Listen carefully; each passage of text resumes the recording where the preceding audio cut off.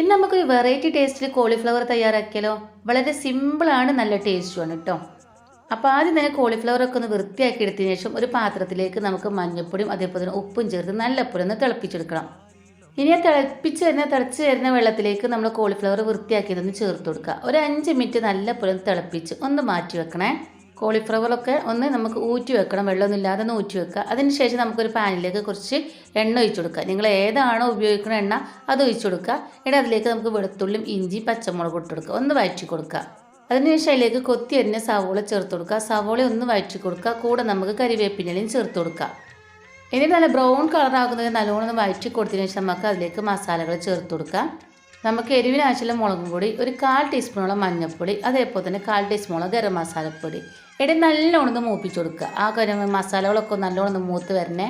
അതിനുശേഷം അതിലേക്ക് നല്ലൊരു പഴുത്ത തക്കാളി മിക്സിയിൽ അടിച്ചത് ചേർത്ത് കൊടുക്കുക. നല്ല പോലെ ഒന്ന് ഇളക്കി കൊടുക്കുക. ആ മസാലയും അതേപോലെ തക്കാളിയൊക്കെ ഒന്ന് മിക്സ് ആവണം.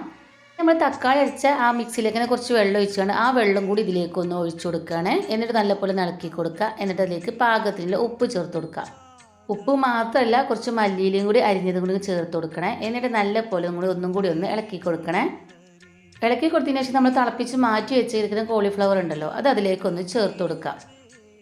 ചേർത്ത് കൊടുത്തതിന് ശേഷം നല്ലപോലെ ഒന്ന് ഇളക്കി കൊടുക്കുക. മസാല ആ കോളിഫ്ലവറൊക്കെ നല്ലോണം ഒന്ന് ഒരുമിച്ചാവാൻ വേണ്ടിയിട്ട് നല്ലപോലെ ഒന്ന് ഇളക്കി കൊടുക്കുക. ഇനി എരി എത്ര കൂടുതലാണൊക്കെ തോന്നുകയാണെങ്കിൽ നമുക്ക് അതിലേക്ക് കുറച്ച് ടൊമാറ്റോ സോസും കൂടി ഒഴിച്ചു കൊടുക്കുക. ഇത് ഓപ്ഷനിലാണ്, തികച്ച ഓപ്ഷനിലാണ്. ഇഷ്ടമുണ്ടെങ്കിൽ മാത്രം ചേർത്ത് കൊടുത്താൽ മതി.